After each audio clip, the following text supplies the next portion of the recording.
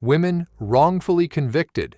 5 exonerees who lost decades behind bars. An executioner's rope, an electric chair, 20 years in a maximum security cell. This is what happens when the legal system turns a blind eye to the truth. Today, we are uncovering 5 of the most devastating miscarriages of justice in history, where innocent women were hunted by the headlines and condemned by the courts. But before we look at the flawed science and forced confessions that stole their lives, you need to hear the raw truth from someone who lived this nightmare and survived to tell it. They took my words out of context and turned them against me. They accused me of something I never wrote about, never did, and never could do. I think the system and society needs to think before they blame a parent of hurting their children. She left the court. That press statement wasn't from a movie script. That is the sound of an innocent soul fighting their way back from the brink of absolute destruction. How did the justice system get it so terrifyingly wrong? Let's find out. Case 1. Nicole Harris, the mother who confessed to a crime that never happened. The interrogation room had become a machine. Hour after hour, the same accusations circled back. The same questions, the same certainty, the same insistence that the detectives already knew the truth. Nicole Harris sat exhausted, grieving, and increasingly disconnected from her own instincts. Her young son was dead. The unimaginable had already happened. Yet inside that cramped Chicago police station, investigators were focused on a different tragedy. They believed she had murdered him. At first, Nicole denied it. Then she denied it again, then again. The detectives kept pushing. By the time the questioning ended, they had extracted what appeared to be the most powerful piece of evidence any prosecutor could hope for. A confession. Years later, courts would conclude that the confession was false. The child had not been murdered. The crime itself may never have existed. But by then, Nicole Harris had already lost years of her life to one of the most disturbing wrongful conviction cases in modern American history. The story began not with violence, but with a medical emergency that quickly became something else entirely. Nicole Harris was a young mother living on Chicago's South Side. Like many parents navigating financial hardship, she balanced work, childcare, and the constant pressure of making ends meet. Friends and relatives described a devoted mother whose life revolved around her children. Her son, Jaquari Dancy, was 4 years old. He was energetic, curious, and deeply loved. The bond between mother and son was visible to those around them. There was little in Nicole's history suggesting violence or abuse. No pattern of brutality, no record that would have predicted the nightmare about to unfold. In May 2005, everything changed. Jaquari was found unresponsive. Emergency responders were called. Medical personnel attempted to save him. The efforts failed. The child was pronounced dead. For most parents, the death of a child represents the absolute bottom of human experience. There is no preparation for it, no emotional framework capable of absorbing the shock. Nicole entered that darkness immediately. Yet before she could fully process her son's death, investigators had already begun forming a different narrative. The initial medical findings suggested strangulation. Suddenly, what appeared to be a devastating accident became a potential homicide investigation. The shift was dramatic. Doctors believed the child had been intentionally killed. Police needed a suspect. And whenever a child dies under uncertain circumstances, investigators often begin with the people closest to the victim. Within hours, attention focused on Nicole. The transformation was swift. One moment she was a grieving mother. The next, she was the prime suspect in her son's murder. The emotional momentum of the investigation proved difficult to stop. A dead child naturally generates outrage. A suspected child murder generates even more. The pressure on detectives was immense. The pressure on Nicole was overwhelming. Yet, hidden beneath the certainty was a critical problem. The medical evidence was far less conclusive than it initially appeared. That fact would not become fully visible until years later. For now, investigators pressed forward. The interrogation became the center of the case. Modern wrongful conviction research has repeatedly identified lengthy interrogations as one of the most dangerous environments within the criminal justice system, especially when the suspect is grieving, especially when the suspect is exhausted, especially when the suspect believes cooperation will eventually end the ordeal. Nicole Harris embodied all three conditions. Detectives questioned her for hours. They challenged her denials. They suggested they already knew what happened. They implied honesty was the only path forward. The pressure accumulated relentlessly. Interrogation experts often describe a phenomenon known as memory distrust syndrome. Under extreme psychological pressure, vulnerable individuals can begin doubting their own recollections. They become susceptible to suggestions. They begin searching for answers investigators seem convinced already exist. The result can be catastrophic. False confessions emerge not because people suddenly decide to lie, but because psychological exhaustion overwhelms rational resistance. Nicole eventually provided statements that prosecutors later characterized as admissions of guilt. Those statements became the centerpiece of the case, yet something about them never fit comfortably with the physical evidence. Details shifted. Accounts changed. Certain aspects contradicted known facts. Rather than seeing those contradictions as warning signs, investigators viewed them as proof that Nicole was struggling to conceal the truth. Tunnel vision had entered the investigation. Once that happens, contradictory evidence often becomes invisible. The case tightened around a single conclusion. Nicole killed her son. Everything else became secondary. The trial transformed that conclusion into a public narrative. By the time jurors entered the courtroom, they faced one of the most emotionally difficult allegations imaginable. A mother accused of murdering her 4-year-old child, the prosecution understood the power of that image. The state's case revolved around two pillars. First, the confession. Second, the medical conclusion suggesting strangulation. Together, they appeared devastating. Jurors listened as prosecutors described a mother supposedly responsible for her son's death. They heard investigators recount the interrogation. They learned about statements Nicole had made under intense pressure. The emotional impact was enormous. Confessions possess extraordinary influence over juries. People naturally assume innocent individuals do not confess to crimes they did not commit. The reality is more complicated. By the time Nicole's trial occurred, false confession research already demonstrated that innocent people sometimes admit to acts they never committed, but that reality often struggles to compete against the intuitive power of a confession. The defense attempted to challenge the state's interpretation. Attorneys argued that the interrogation was coercive. They highlighted inconsistencies. They questioned whether the confession reflected truth or psychological collapse. The task was difficult. The prosecution possessed a story that felt complete. The defense possessed uncertainty, and uncertainty often loses inside emotionally charged cases. Gender expectations intensified the damage. Society places extraordinary expectations on mothers. They are often viewed as primary protectors, primary caregivers, and primary emotional anchors within families. When a mother is accused of harming her child, the accusation carries a uniquely powerful emotional charge. The allegation feels like a betrayal of something fundamental. Prosecutors benefited from that perception. The image of a murderous mother became easier to accept than the possibility of a false confession. When the verdict arrived, it was devastating. Guilty.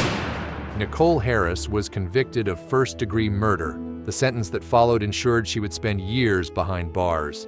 The grieving mother became a convicted child killer. The legal system considered the case solved. But outside the courtroom, important questions remained unanswered.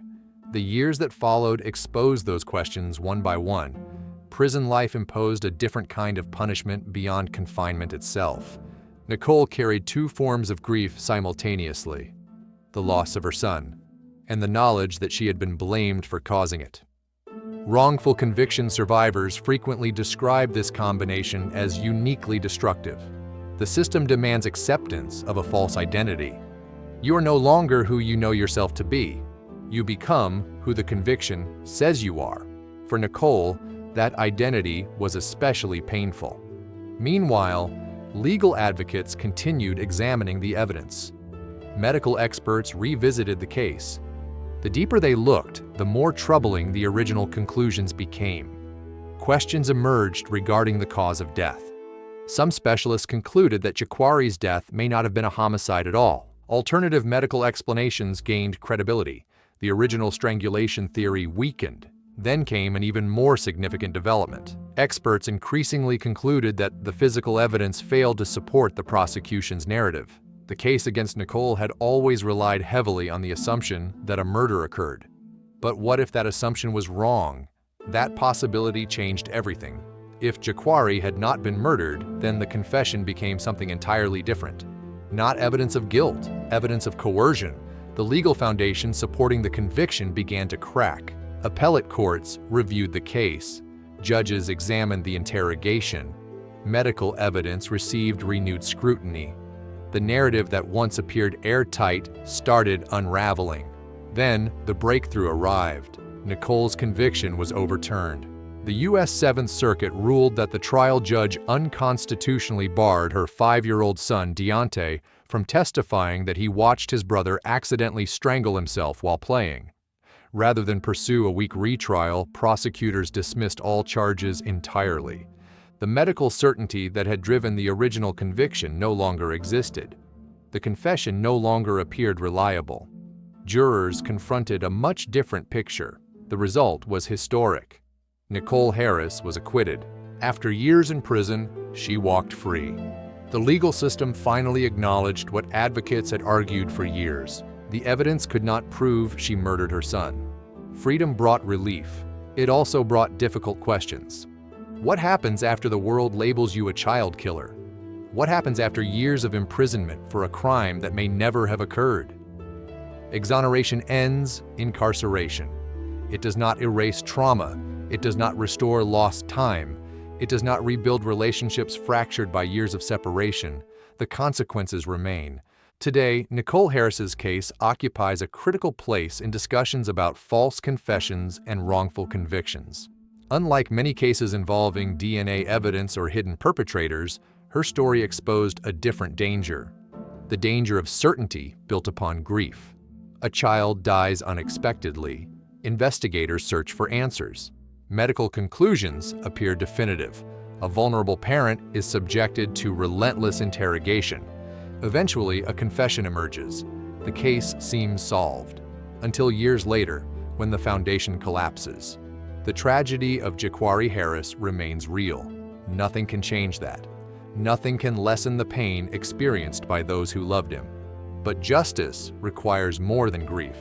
It requires accuracy. And in Nicole Harris's case, accuracy arrived years too late. Perhaps the most unsettling lesson is not that an innocent woman confessed. History contains many examples of that. The unsettling lesson is that once the confession existed, almost nobody stopped to ask whether the crime itself had actually happened. For years, the justice system focused on proving who committed the murder. Only later did it seriously consider a possibility that should have been examined from the beginning. What if there had never been a murder at all? By the time that question was finally answered, Nicole Harris had already lost years of her life. Years that no court could ever return. The story of Nicole Harris proves that under intense pressure, anyone can crack and confess to a crime they didn't commit. If you believe our justice system needs mandatory, transparent video recording for every single interrogation to protect the innocent, hit that like button right now. Let's get this message to the algorithm. Case 2. Marilyn Mulero, the woman who waited for an execution that should never have come. The cell was designed for waiting for appeals, waiting for court rulings, waiting for lawyers, waiting for news, and in the darkest moments, waiting for death. Marilyn Mulero spent years inside that reality. Behind steel doors and concrete walls, she lived under a sentence that carried the ultimate threat. The government had already decided what would happen to her. The courts had spoken. Jurors had spoken. Prosecutors had spoken. According to the justice system, Marilyn Mulero was a murderer, a woman responsible for one of the most notorious crimes in Chicago's modern history, a woman condemned to die. Yet years later, judges would examine the case and discover something deeply troubling. The conviction rested heavily upon a confession obtained during an interrogation that nobody had recorded. No audio, no video, no complete transcript. Only the word of investigators and a statement Marilyn insisted had been extracted through coercion.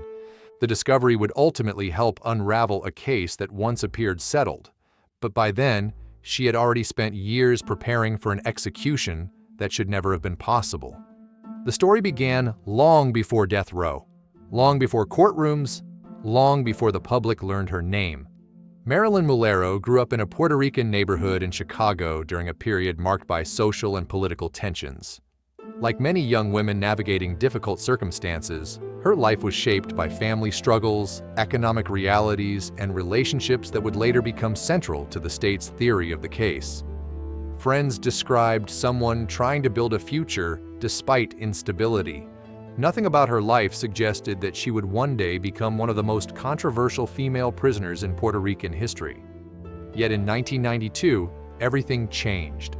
The catalyst was a shocking double homicide.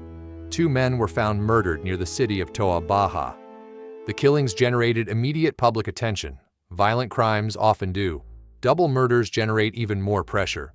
Police faced intense demands to identify those responsible.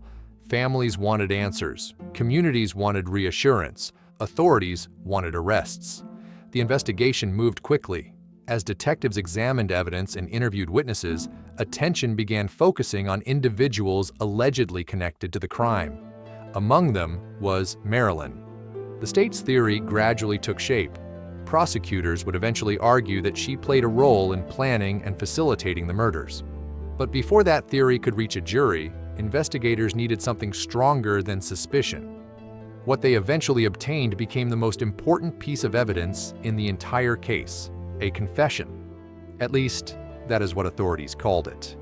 The circumstances surrounding the interrogation would later become one of the most controversial aspects of the prosecution. Marilyn maintained that investigators subjected her to intense psychological pressure.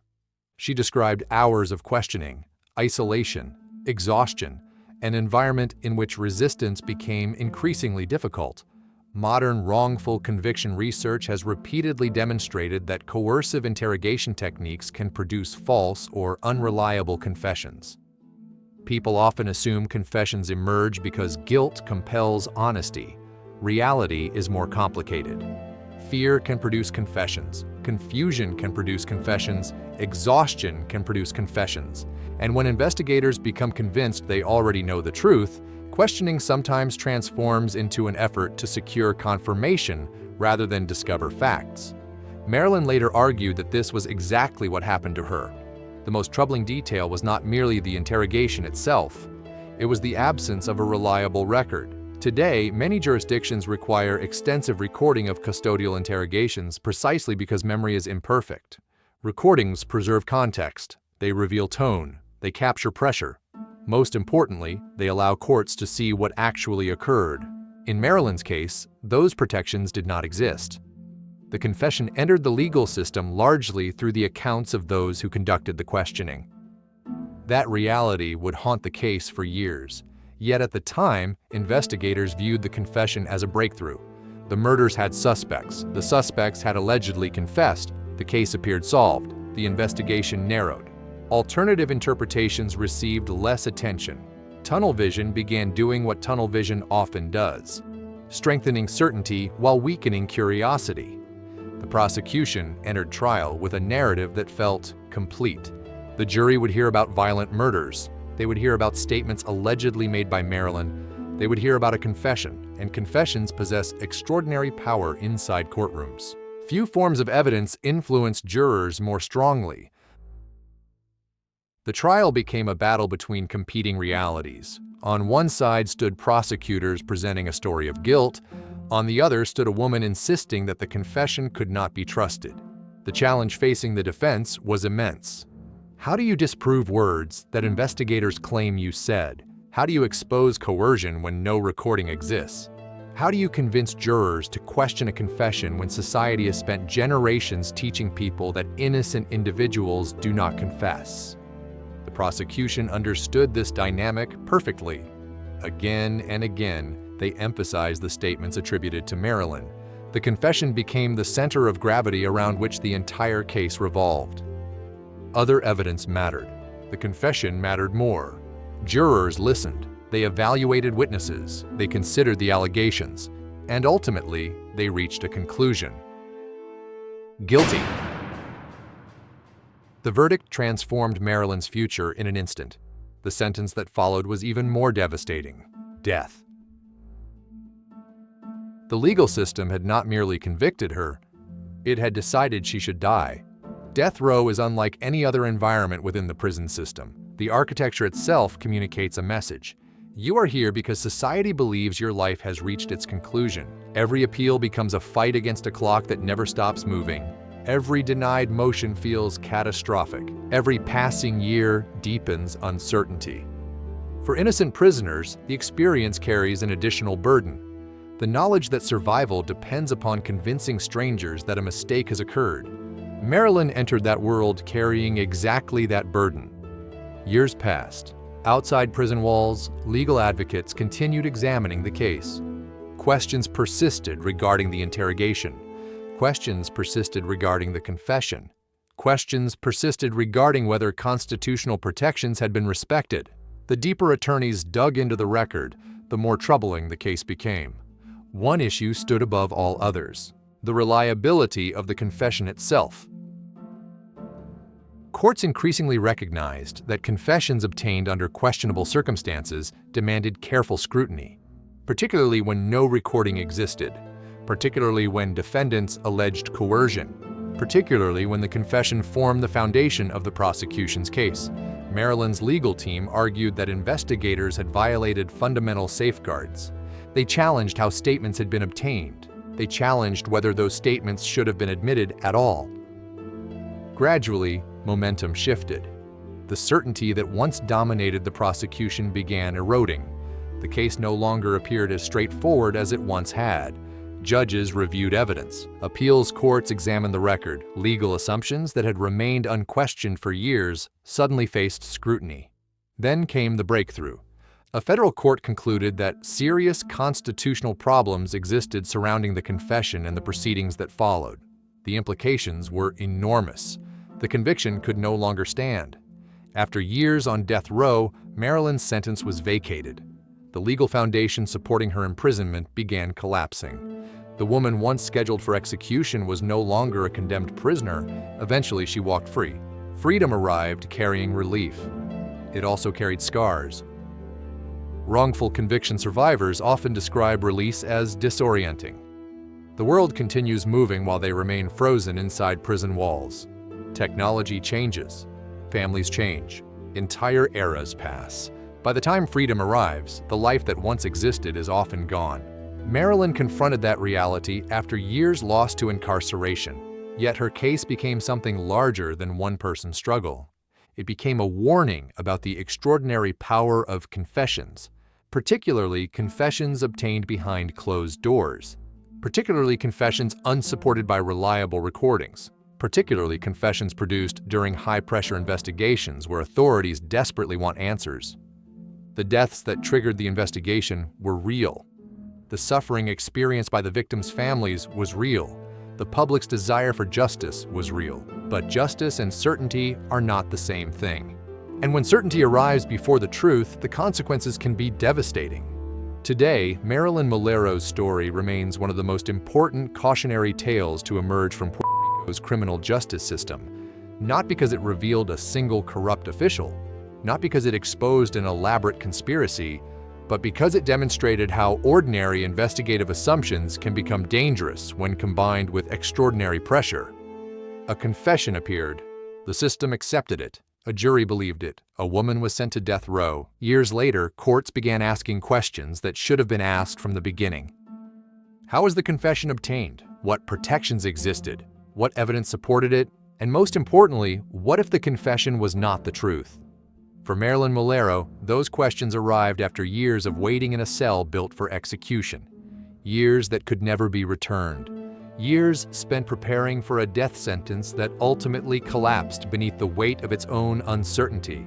And perhaps that is the most haunting lesson of all.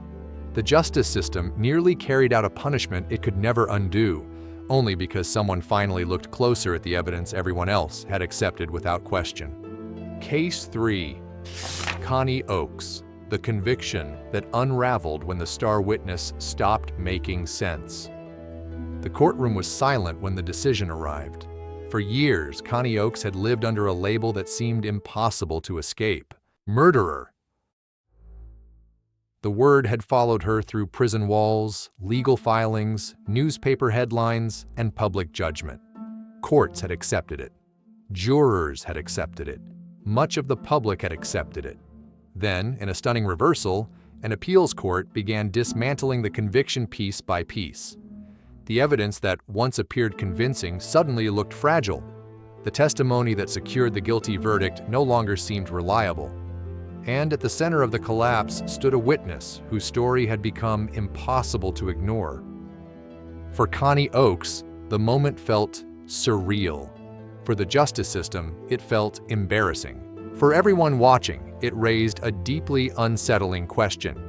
How had a woman been convicted of murder when so much of the case rested on testimony that kept changing? To answer that question, it is necessary to travel back to northern Alberta, Canada, where a brutal homicide investigation slowly transformed into one of the country's most controversial wrongful conviction cases. Long before her name became associated with courtrooms and appeals, Connie Oakes lived a difficult life. She was an Indigenous woman from a community that understood hardship all too well. Generations of Indigenous families across Canada had experienced poverty, displacement, addiction, and systemic discrimination. Those realities did not automatically determine a person's future, but they shaped the environment in which many lives unfolded. Connie's life carried its own burdens. Friends and relatives described a woman who faced challenges but remained connected to family and community. She was not wealthy, she was not powerful, and when police eventually focused their attention on her, she lacked the resources often needed to effectively fight back against a criminal investigation. That imbalance would become critically important. The tragedy that changed everything began in 2011. Casey Armstrong, a 71-year-old farmer living near the community of Medicine Hat, Alberta, was found dead. The discovery shocked local residents. Armstrong was known in the area. His death was violent. His body bore signs of a brutal attack. Investigators immediately launched a homicide inquiry. As with any murder case, the pressure was intense. A community wanted answers. A family wanted justice. Police wanted arrests. The search for suspects began quickly. At first, the investigation moved in multiple directions. Potential leads emerged, names surfaced, evidence was gathered, but eventually attention narrowed toward Connie Oakes and another individual connected to the case. As detectives built their theory, they became increasingly convinced they had identified the people responsible. The challenge was proving it. Unlike many homicide cases, the evidence was far from overwhelming. There was no dramatic confession, no clear forensic breakthrough, no eyewitness who directly observed the killing. What investigators possessed instead was a developing narrative, and eventually they found someone willing to support it. Her name was Wendy Scott. The significance of Wendy Scott's testimony cannot be overstated. She became the centerpiece of the prosecution's case, the witness who appeared capable of transforming suspicion into certainty. According to Scott, Connie had admitted involvement in the murder. The statement seemed devastating. Jurors naturally pay close attention when a witness claims a defendant confessed. Such testimony feels powerful, direct, personal. The problem is that jailhouse and incentivized witness testimony has repeatedly contributed to wrongful convictions throughout North America. Human memory is imperfect. Motives can be complicated, and individuals facing legal troubles of their own sometimes possess strong incentives to tell authorities what they want to hear. Those concerns would eventually become central to Connie's case. But during the initial investigation, the witness appeared valuable. The prosecution embraced her account. The case tightened, and alternative possibilities received less attention. As often happens in wrongful conviction cases, tunnel vision slowly entered the investigation. Once authorities become convinced they have found the answer, contradictory evidence begins losing visibility. Information supporting the preferred theory gains importance. Information challenging it receives less scrutiny. The process is rarely malicious. It is often human, yet the consequences can be devastating. Connie found herself caught inside that process. The prosecution's narrative grew stronger with each retelling. A murder had occurred. A witness claimed Connie confessed. The pieces appeared to fit. Yet beneath the surface, troubling inconsistencies were already emerging. Statements changed, details shifted, timelines evolved. The witness's account became increasingly difficult to reconcile with objective facts. But those concerns would not receive their full weight until much later. For now, the case moved toward trial. The courtroom battle centered largely on credibility. Jurors were asked to evaluate competing versions of reality. On one side stood prosecutors presenting a witness who claimed direct knowledge of Connie's involvement. On the other stood a defense team arguing that the evidence was unreliable and incomplete. The challenge was enormous. Witness testimony often feels persuasive because it sounds human. Unlike technical forensic evidence, people tell stories. Stories create emotional connections, stories help jurors visualize events, and stories can become more influential than hard evidence. The prosecution understood this dynamic. Their case relied heavily on the idea that Wendy Scott possessed insider knowledge, that she knew details only someone close to the crime could know, that she was telling the truth. The defense attacked those assumptions. Attorneys highlighted inconsistencies. They questioned motives. They pointed out contradictions. But the emotional gravity of the murder remained powerful. A man was dead. His family wanted justice. Jurors faced enormous pressure to determine who was responsible. The prosecution's narrative offered certainty. The defense offered doubt. And once again, certainty proved persuasive. The verdict arrived. Guilty. Connie Oakes was convicted of second-degree murder. The sentence that followed transformed her future. Prison walls replaced freedom. Court records replaced ordinary life. The legal system considered the matter resolved. But the story was far from over. Unlike some wrongful conviction cases that remain hidden for decades, concerns about Connie's conviction emerged relatively quickly. Legal observers began examining the evidence. Journalists reviewed testimony. Advocates looked more closely at the prosecution's star witness. The deeper they looked, the more troubling the picture became. Wendy Scott's account contained significant problems. Scott, a co-accused woman with severe cognitive delays and an IQ of 50, had her statements heavily shaped by intense interrogation. Statements had shifted repeatedly, details changed over time. Some claims appeared inconsistent with known facts. Others raised serious credibility concerns. The foundation supporting the conviction suddenly looked much weaker than it had during trial. Appellate courts took notice. Judges examined whether the jury had received reliable information. They scrutinized how testimony had been presented. Most importantly, they evaluated whether the conviction remained safe. The findings were extraordinary. The court concluded that significant concerns existed regarding the reliability of key evidence. The witness who had played such a central role in securing the conviction no longer appeared dependable. The implications were enormous. If the witness could not be trusted, much of the prosecution's case collapsed alongside her testimony. The legal momentum shifted dramatically. Years after being convicted, Connie finally received the news she had spent so long fighting for. Her conviction was overturned. The decision represented a devastating rebuke of the original proceedings. A murder conviction, once treated as settled, was now viewed as fundamentally unsafe. For Connie, the ruling brought both relief and uncertainty. The conviction was gone. The stigma remained. The years lost could not be recovered. Wrongful conviction survivors often describe exoneration as a strange mixture of victory and grief. Freedom arrives, but it arrives late. The system acknowledges its mistakes, but it cannot erase them. Meanwhile, broader questions emerged. Connie's case did not exist in isolation. Across Canada, concerns had been growing regarding the treatment of Indigenous defendants within the criminal justice system. Studies repeatedly identified disparities in policing, prosecution, sentencing, and incarceration.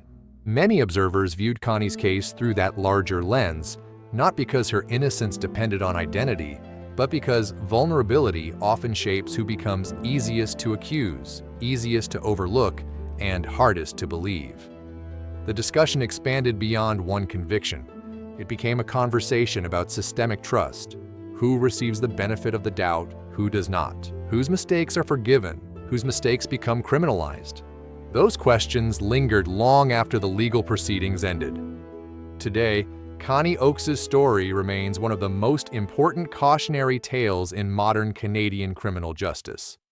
Not because it involved groundbreaking forensic evidence, not because it featured a dramatic confession, but because it exposed something far more common: the danger of building a murder conviction around testimony that cannot withstand scrutiny. A witness spoke. Authorities believed her, a jury believed her, a woman lost years of her life. Then the story began falling apart. The death of Casey Armstrong remains a tragedy. His family deserved justice, the public deserved truth, but justice built on unreliable foundations cannot remain standing forever. Eventually, the cracks become impossible to ignore, and when they do, the consequences extend far beyond a single courtroom. For Connie Oakes, those consequences arrived years too late. The conviction that once appeared certain ultimately collapsed beneath the weight of its own weaknesses. And in the aftermath, one lesson remained painfully clear. Sometimes the most dangerous evidence in a courtroom is not a weapon, a fingerprint, or a confession. Sometimes it is a story that people desperately want to believe, even when the facts cannot support it. Connie Oakes walked out of prison because the Crown was forced to enter a stay of proceedings after Wendy Scott completely recanted her story. But the brutal murder of Casey Armstrong remains an open wound. When a conviction is overturned, not because someone was proven innocent, but because the courtroom evidence was just too messy to trust, does true justice ever get served? Drop your thoughts in the comments below. Let's talk about how we fix a system that relies more on stories than facts. Case 4. Lindy Chamberlain, the mother the world refused to believe. The scream tore through the darkness before anyone understood what had happened. It was a warm August night in the Australian outback. Families sat around campfires beneath an endless sky. Children slept in tents. The wilderness stretched for miles in every direction. Then a mother emerged from the darkness in panic. My God, a dingo's got my baby." The words sounded impossible. A wild dog had entered a tent and taken a 9-week-old infant.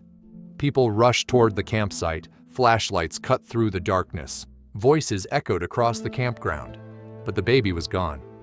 Within hours, the disappearance of little Exonerees Chamberlain would become one of the most famous criminal cases in Australian history. Within months, her mother would become one of the most hated women in the country. And within years, a grieving parent would find herself sitting in a prison cell while much of the world treated her unimaginable loss as evidence of murder. The tragedy began at the base of Uluru, the massive sandstone monolith then commonly known as Ayers Rock. For tourists, it was one of Australia's most iconic landmarks. For the Chamberlain family, it became the site of a nightmare from which they would never fully awaken. Lindy Chamberlain and her husband Michael were devoted members of the Seventh-day Adventist Church. They were raising 3 children and enjoying what should have been an ordinary camping trip. Those details seem unremarkable at first. Later, they would become central to the story, not because they explained Exonerated disappearance, but because they influenced how the public viewed her parents. Before investigators ever built a criminal case, many Australians had already begun judging the Chamberlains. Their religion seemed unusual to some observers. Their behavior seemed different. Their grief did not always conform to public expectations. Those perceptions would become devastating. But on the night Exonerated vanished, none of that mattered. Only one thing mattered: finding the baby. Search teams combed the area. Volunteers joined the effort. Authorities examined the campsite. The wilderness was unforgiving. Every passing hour reduced hope. The initial evidence appeared consistent with Lindy's account. Several witnesses reported seeing dingoes near the campsite. Tracks were identified. The tent contained signs of disturbance. Most importantly, no body was found. The official response initially treated the incident as a tragic animal attack. Yet almost immediately, doubts emerged. The explanation sounded extraordinary. Many people struggled to accept it. Could a dingo really carry away a baby? Could such an event occur without leaving obvious evidence? The more the story circulated, the more skepticism grew. Soon, attention shifted away from the missing child, toward the mother. As investigators revisited the evidence, they began viewing the case through a different lens. The possibility of homicide entered the discussion, and once that possibility appeared, everything changed. The media became a force unto itself. Television programs dissected the family's behavior.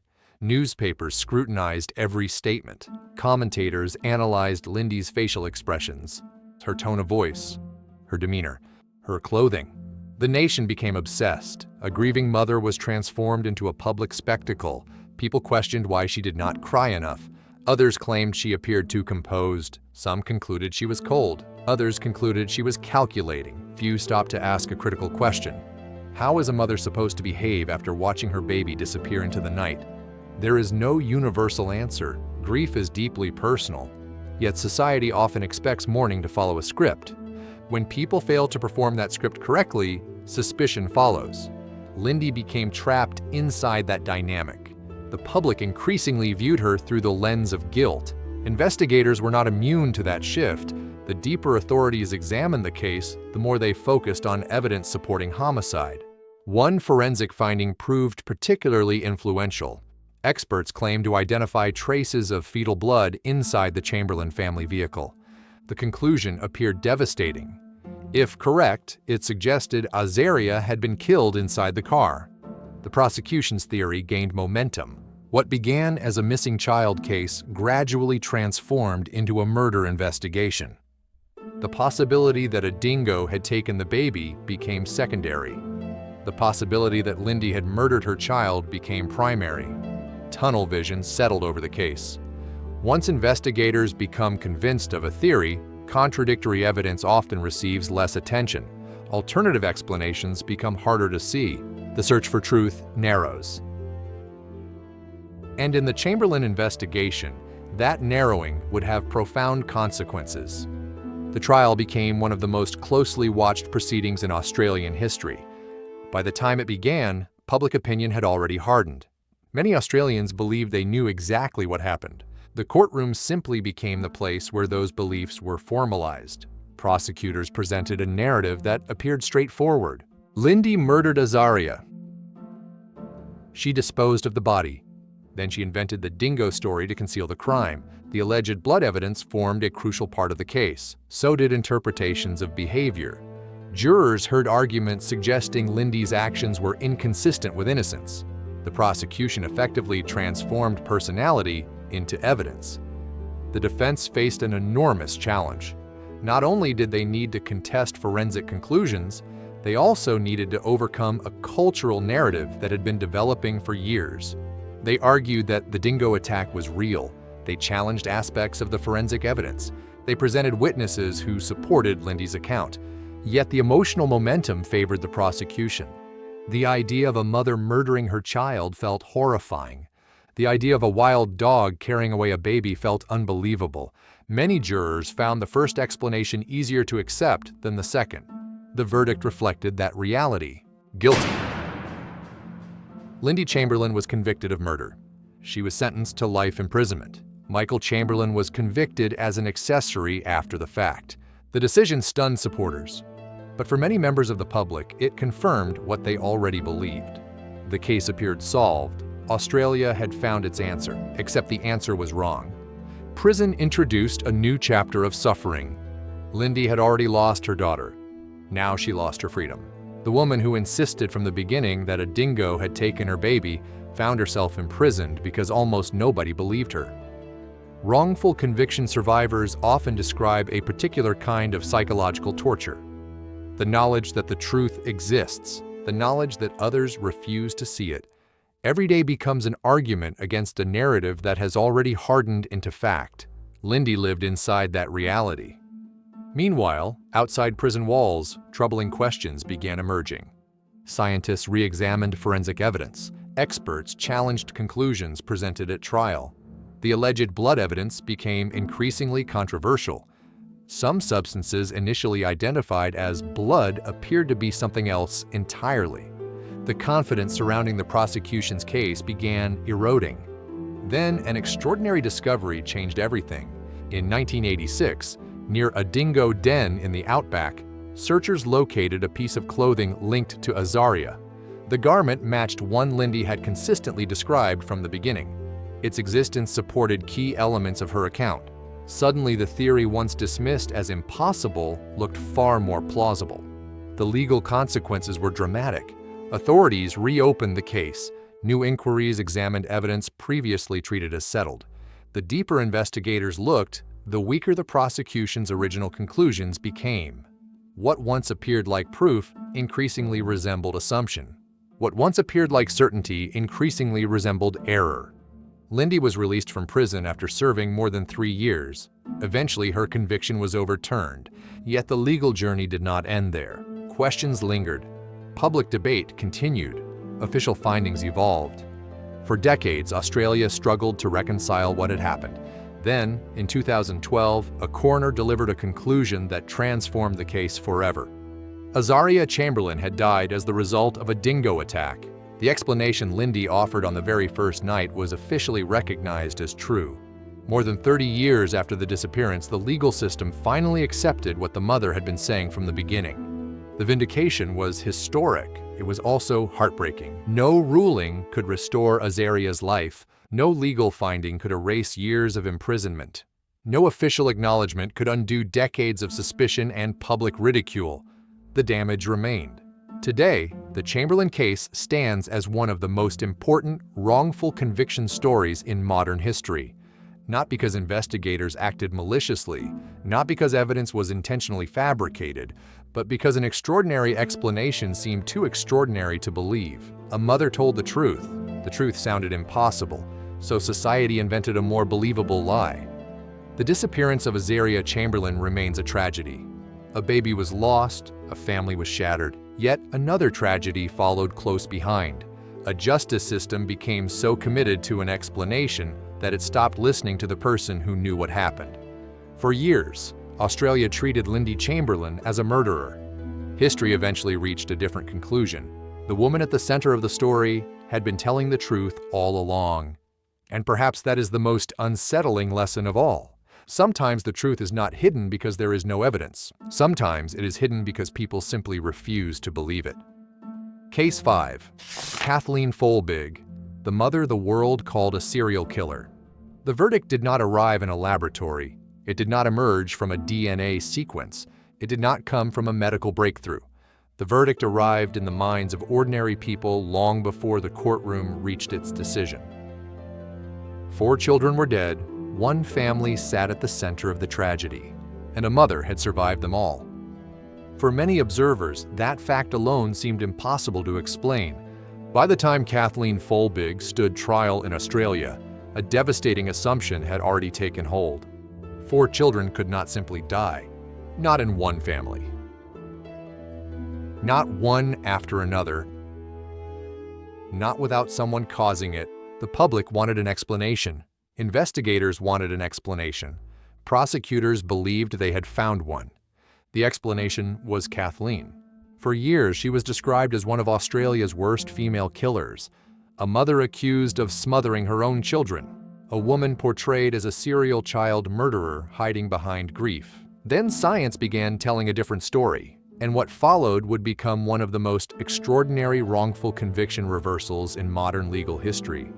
Long before her name became synonymous with controversy, Kathleen Folbigg lived a life already marked by trauma. Her childhood contained violence, instability, and loss. Those experiences followed her into adulthood, shaping how she processed emotions and relationships. Yet nothing in her past prepared her for the sequence of tragedies that would eventually destroy her freedom. Between 1989 and 1999, Kathleen and her husband Craig experienced every parent's worst nightmare. Then they experienced it again and again and again. Their first child, Caleb, died as an infant. The death was devastating. Doctors struggled to identify a clear explanation. The family grieved. Life continued. Then another child died. Patrick. Unlike Caleb's death, Patrick's medical history included significant health complications. He suffered seizures and neurological problems before his death.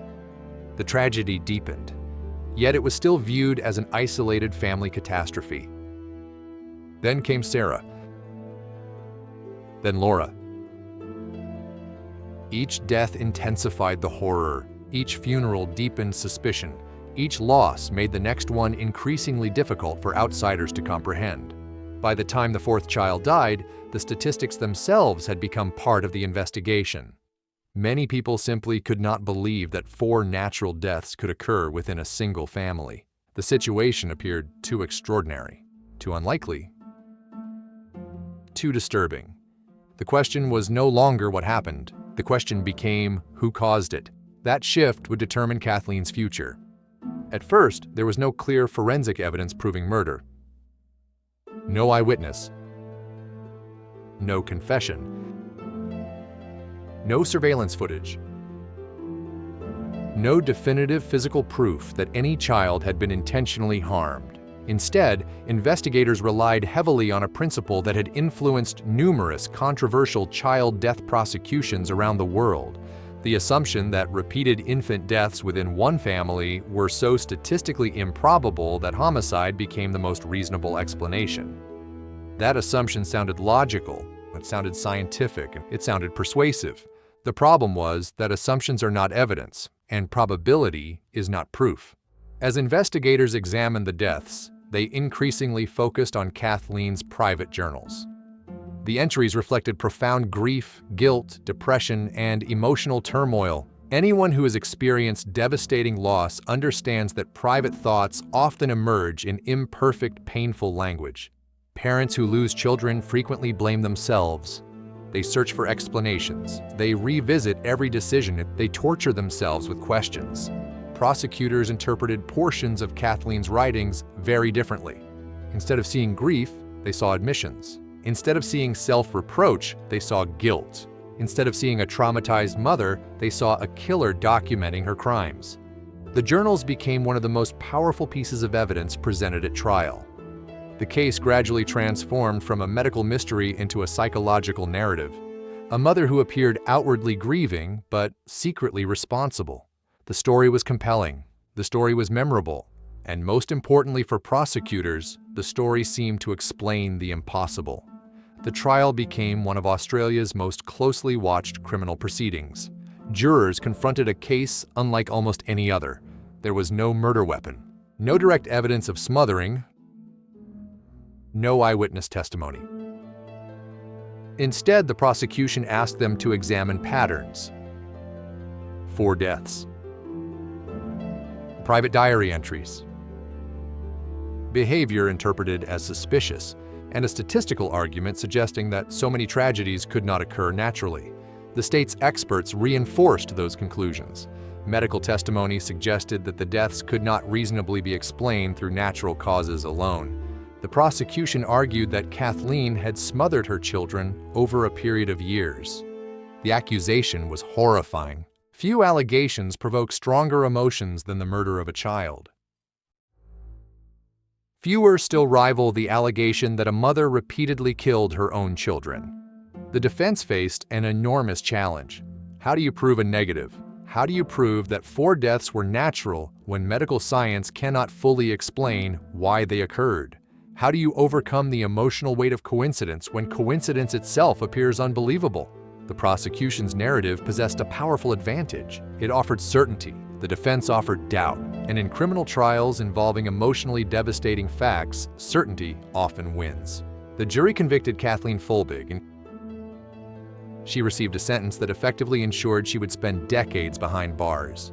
The legal system considered the mystery solved. Australia believed it had found its answer, but science was not finished with the case. Prison transformed Kathleen's life into a cycle of appeals, legal reviews, and public condemnation. Outside prison walls, she became one of the most notorious women in the country. Media coverage often portrayed her as a monster. Public sympathy was scarce. The deaths of her children remained one of the most emotionally charged stories in Australia. Yet even as years passed, a small group of scientists and advocates continued asking uncomfortable questions. What if the original assumptions were wrong? What if the medical explanations were incomplete? What if the case had been built upon a misunderstanding of genetics? At first, those questions occupied the margins. Then, advances in genomic science changed everything. Researchers began examining genetic material connected to the Folbigg children. What they discovered was remarkable. Evidence emerged that 2 of Kathleen's daughters carried a rare genetic mutation capable of causing sudden cardiac death.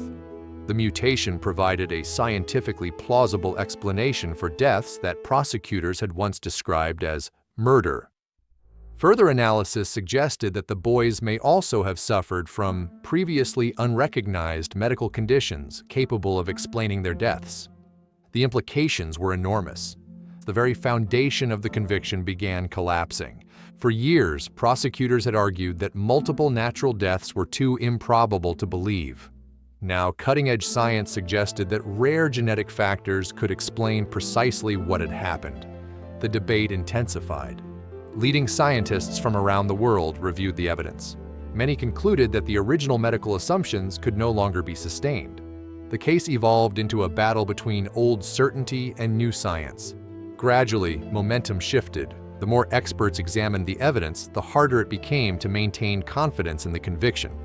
What once appeared impossible increasingly appeared medically plausible. The deaths that had seemed suspicious began looking tragically natural. The legal system was forced to reconsider conclusions it had treated as settled for decades. Then came the breakthrough. In 2023, after 20 years in prison, Kathleen Folbigg received a pardon and was released. Soon afterward, her convictions were formally quashed and she was acquitted. The legal reversal was extraordinary. The woman once labeled Australia's worst female serial killer was officially cleared. The transformation was dramatic. Not because new evidence identified another perpetrator, not because someone confessed, but because science evolved, knowledge expanded, and conclusions once treated as fact no longer survived scrutiny. Freedom arrived after 2 decades of imprisonment. By then, the damage was immense. 20 years had disappeared. Her children remained gone. Her reputation had been shattered. The emotional burden of being accused of murdering her own children had become inseparable from her identity. Exoneration ended the conviction. It could not erase the suffering. Today, Kathleen Folbigg's case stands as one of the most important examples of how scientific progress can reshape justice. The lesson extends far beyond Australia. Medical knowledge changes, genetic discoveries emerge, certainties evolve, and when criminal convictions rely heavily upon scientific assumptions, those assumptions must remain open to challenge. The deaths of Caleb, Patrick, Sarah, and Laura were real. The grief surrounding those deaths was real. But so was the possibility that a justice system mistook tragedy for murder. For years, the world looked at one grieving mother and saw a serial killer. Then science forced everyone to look again, and in that second look emerged a possibility that should unsettle every legal system on Earth. Sometimes the evidence does not change. Only our understanding of it does. For Kathleen Folbigg, that difference cost 20 years. For the rest of us, it remains a warning. The most dangerous mistake a justice system can make is not getting the answer wrong. It is believing the answer can never change. 20 years stolen from a grieving mother, all because the courts preferred outdated statistical myths over real science. Even after her innocence was proven, the New South Wales government offered her a $2 million compensation payout, an amount her legal team publicly blasted as a moral affront and an insult to her 2 decades of stolen life. The Night Hour is dedicated to bringing these hidden truths to light so history never repeats itself. If you want to stand with us against wrongful convictions, hit subscribe and turn on notifications. You won't want to miss our next case.